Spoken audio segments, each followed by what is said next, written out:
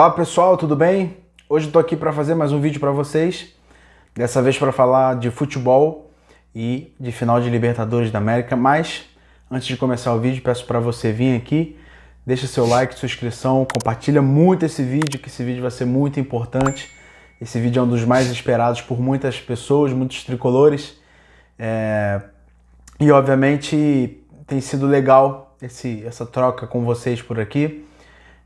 A maioria das pessoas que têm assistido o vídeo não são inscritas no canal, então seja inscrito, me ajude e me incentive, né? Mais do que me ajude, me incentive a estar aqui continuando a fazer vídeo para vocês. E é isso, bora para mais um vídeo. E que vídeo, hein?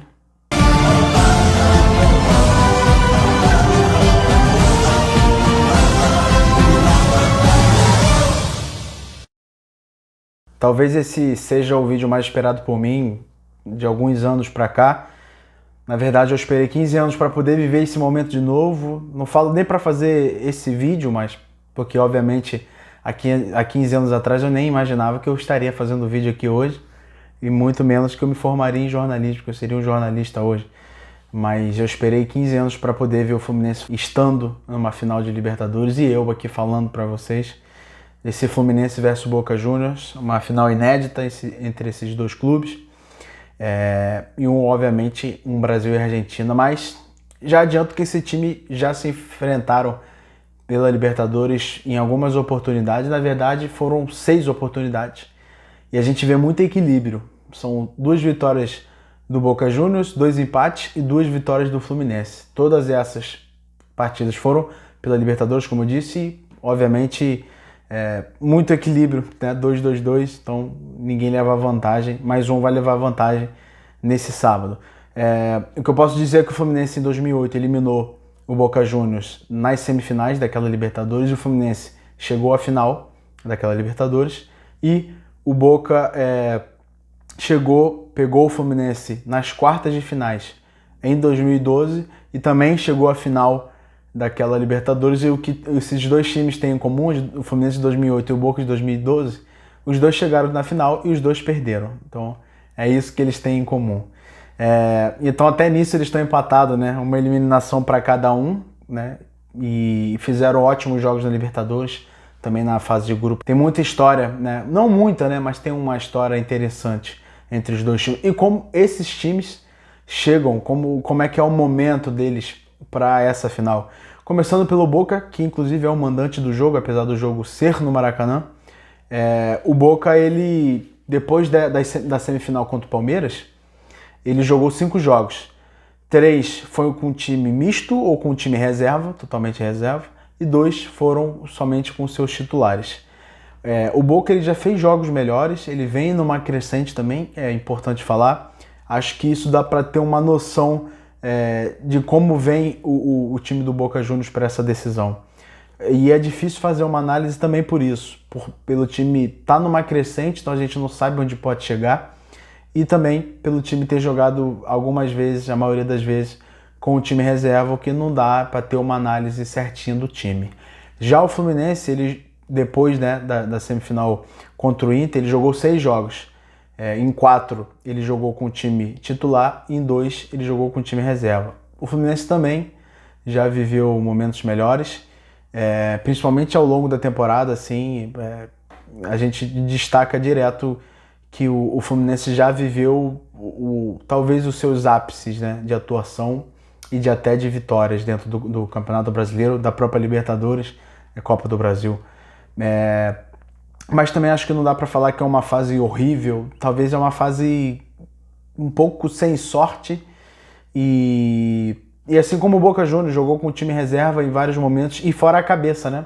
Os dois times já estavam com a cabeça na final, e isso é uma coisa que, por mais que a gente, torcedor, fique chateado com os jogos que o Boca e o Fluminense perderam ao longo, no meio do caminho dessa final, a cabeça dos caras já vão estar lá, do técnico, por mais que na coletiva eles falem que não, que estão focados. Eu acredito que até focaram para outros jogos, mas o jogo principal e a ambição do Fluminense, principalmente falando, na Libertadores. Então o time focou o ano inteiro para isso, e quando chega lá, acho difícil você se manter conectado em outras em outros campeonatos. Então por isso que eu acho difícil fazer um prognóstico certo do que pode ser esse time para a final. Falando também dos dois times, um pouco das suas valências e as escalações para o jogo, as possíveis, né, escalações.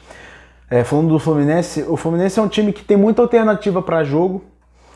O Fluminense pode entrar com 3, 4 formações diferentes na partida. E é importante destacar para a torcida tricolor, principalmente, falar que o Diniz testou, o Diniz falhou, o Diniz acertou. E hoje a gente tem um elenco mais rodado, temos mais opções. E isso a gente não pode reclamar do Diniz. O elenco hoje está na mão dele, né? Para falar a verdade. Acho que ele tem total possibilidade de fazer várias modificações e testar várias coisas, porque ele fez isso ao longo do ano. Talvez até menos do que poderia, mas ele fez. E se a gente não vive a nossa melhor fase, eu acho que o elenco está mais pronto para ganhar do que nunca. Acho que a gente formou um elenco bem mesclado, daqui a pouco falo mais sobre isso, mais no final. Mas é um time que fez muitos gols na Libertadores, é o principal ataque junto com o Palmeiras, ambos fizeram 22 gols até aqui. Tem o melhor jogador da competição até aqui, que é o Germancano, e artilheiro com 12 gols. O cara que faz uma Libertadores fantástica, muito bem. É o terceiro time que tem mais posse de bola, 60,4% de média, né, nos jogos. Só fica atrás de Atlético Mineiro e Flamengo. Então é um time que é experimentado de certa maneira. É um time que, apesar de não ter ganho títulos esse ano, só ganhou o Campeonato Carioca e não vai ganhar o Campeonato Brasileiro, que ainda está em disputa, mas é um time que tem chegado e tem experiência para isso. O Boca, eu acho muito importante a gente não se enganar com esse time do Boca Juniors, porque é um time muito cínico, que às vezes ele se finge de morto em algumas determinadas etapas do jogo e sabe sofrer. É um time que passou o que passou contra o Palmeiras. Na casa do Palmeiras, no Allianz Parque, não tomou gol. Quer dizer, tomou só um, né? É um time que sabe... Esse negócio de saber sofrer é muito complicado, mas é um time que às vezes se sente cômodo nessa situação, e eu vejo isso muito parecido com o Corinthians também aqui do Brasil. Eu acho que quando eles têm que jogar, eles jogam, né? Mesmo não tendo mais Riquelme lá, não tendo Palermo, Batalha, não tendo vários jogadores, o Tevez, não tendo mais esses jogadores, eu acho que mesmo assim é uma equipe que sabe jogar, que ama essa competição, sabe? E o técnico Almiron, ele também consegue fazer esse time mudar de acordo com o jogo, mudar a formação, mudar a variação, sem mudar as peças, assim como o Fernando Diniz também consegue. O time pode atuar com 3 zagueiros, ou com 2, mudar o jeitão de jogar sem trocar as peças, como eu falei, 2 centroavantes, 1 centroavante, pontas. Então, assim, as duas equipes têm mecanismo para isso. O Boca é o segundo time que mais criou chances na Libertadores, 25 ao todo, mas em outro dado também engraçado e que vai de contrapartida a isso, dessas 25 chances que o Boca criou, 19 ele perdeu. Então é um time que, de certa maneira, criou, mas de certa maneira também tem uma fragilidade para fazer gol. E isso é notório no Boca. É um time que empatou em todo o mata-mata dessa Libertadores até agora. Então é um time que tem essa fragilidade. O que a gente pode falar é que um time que menos tomou gol na competição também, um time que tem uma defesa muito sólida, tomou 5 gols junto ao Colo-Colo, mas o Colo-Colo fez bem menos partidas que o Boca. Então o que mostra também que esse time é forte. Não é essa moleza toda que muita gente vem falando por aí. Sobre as escalações, essa é a parte mais complicada, porque, principalmente da parte do Fluminense, né? Porque é difícil. Inclusive eu vou começar por ele, já que é a parte mais difícil. O Fluminense, eu acho que o Diniz deve mandar a campo um time que ele confia, mas mesclando o momento que os jogadores vivem. Por que eu digo isso? Porque a gente vê jogadores que são muito bons, têm a confiança dele, mas não vivem um grande momento, como o próprio Alexandre, que é um cara que seria a base nesse time.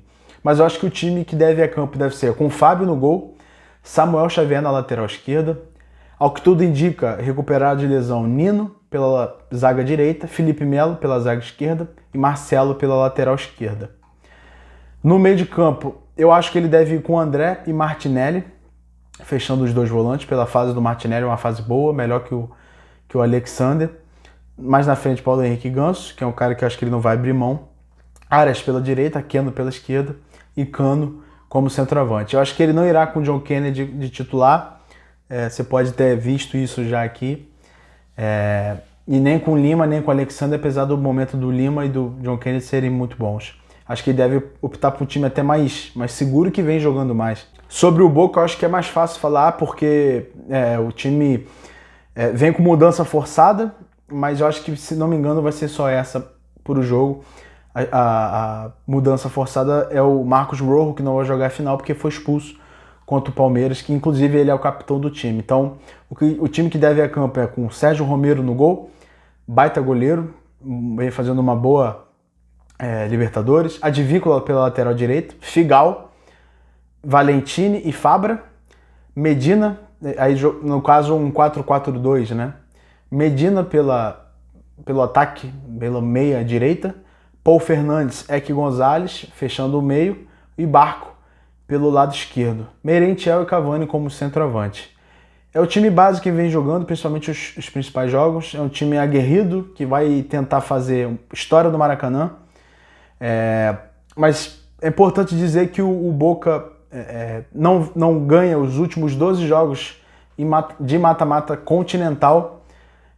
O Boca, por outro lado, eliminou 12 vezes brasileiro na Libertadores, e o segundo é o River com 5, então a gente vê essa disparidade nos times.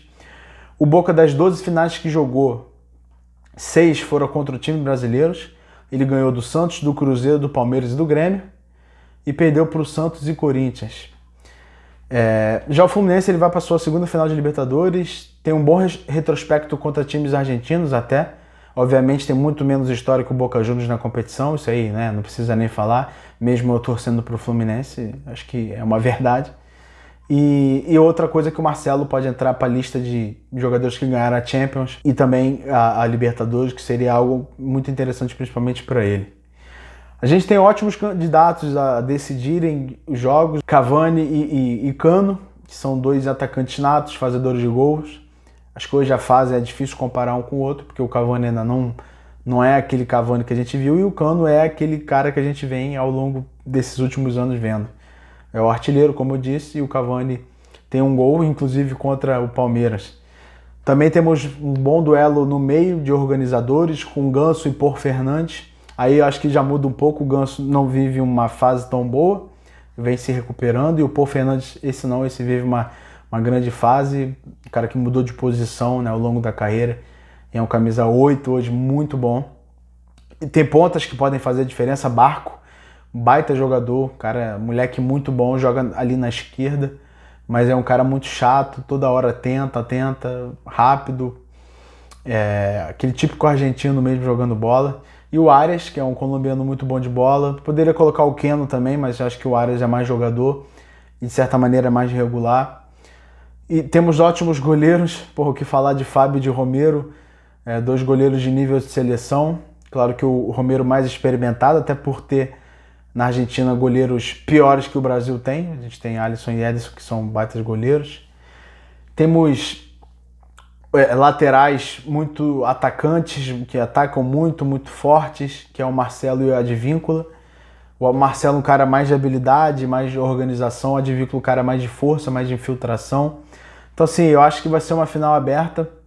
Geralmente um jogo de final, principalmente único, é um jogo que geralmente as equipes não querem perder até mais do que ganhar, mas não vejo muito isso no Fernando Diniz, para ser bem sincero. Acho que é difícil a gente ter um jogo chato, pelo menos é a minha opinião, mas principalmente eu acho que o Fluminense vai para cima, por estar em casa, por ter essa característica, como eu disse, do Fernando Diniz. O Boca deve, acho que, pressionar um pouco mais à frente no início, porque o Fluminense às vezes se complica nisso, mas é um time que vai muito do contra-ataque. Não pense que o Boca vai ficar lá atrás e jogar por uma bola. Se fizer isso, vai me impressionar muito, porque não é característica desse time. Eu acho que é uma baita final, dois times diferentes e bons ao mesmo tempo, que fazem de melhor. O Fluminense ataca muito bem, melhor ataque, muitas chances de gol. O Boca se defende muito bem, sofre pouquíssimos gols, né? Como eu disse. Claro, espero que o Fluminense vença. Como eu disse, 15 anos esperando por isso.